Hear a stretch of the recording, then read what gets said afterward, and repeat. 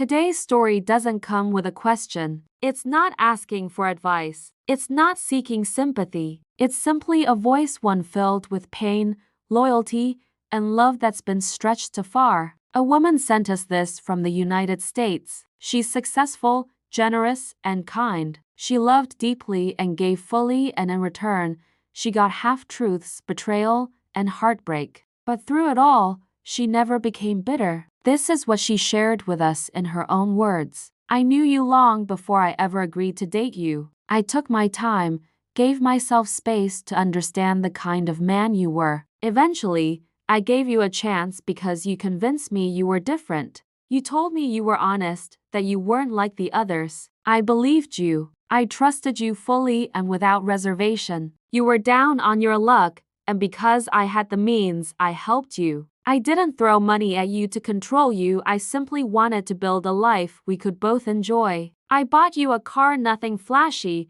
just something to help you get around. I took you on a once-in-a-lifetime trip, and we went shopping, visited the casino, created memories. When your relationship with your kids was broken, I bought their Christmas gifts not for show, but to help you rebuild that bond. I didn't come into your life bringing drama. I wasn't toxic. I wasn't loud. I didn't shout. I didn't insult you, even when I had every reason to. I am, and always have been, a gentle soul. You showed me your darkest sides, and I loved you anyway. But while I was loving you out loud, you were entertaining someone else in the shadows. An old friend, as you called her. You used the very car I gave you, the time I gifted you, and the security I provided just to go see her. Even if nothing physical happened, the emotional betrayal was enough to shatter what we had. And then you had the nerve to say she was fun, that you didn't have to think with her, that she didn't require anything from you,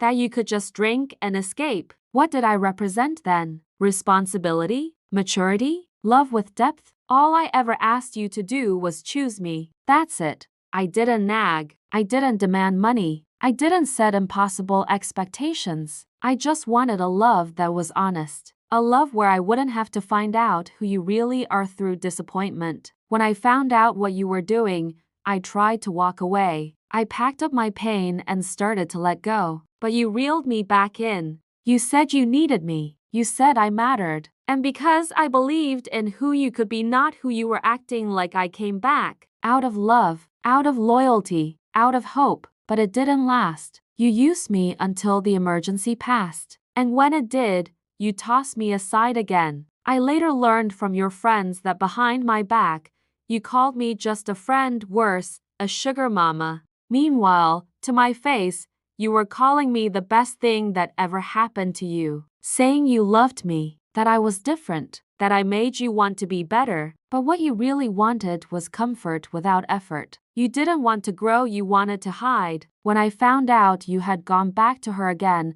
I was ready to leave for good. I had nothing left to give. But she wasn't available anymore. That's when you begged me to stay. Not because you missed me, but because she was no longer an option. That's the difference between the time you let me go and the time you didn't. You didn't choose me, you settled for me. And still, despite all of it, I can't hate you. I want to, but I can't. I still love you. Maybe it's foolish. Maybe it's soft, but I do. And that's why you're still in my life. I know you chose what was easy. You chose someone who lets you numb out, instead of someone who helps you look in the mirror. I never tried to fix you, but I did reflect back the truth you were trying to avoid. I represented the life you said you wanted: stability, growth, respect, but it scared you. And now, I stay open, not because I'm desperate, but because you're the devil I know. I know what worse looks like, and I also know there's a part of you that's real, a part that wants to do better. And I still have faith in that version of you. But let me be clear that faith has an expiration date. I just haven't figured out when it is.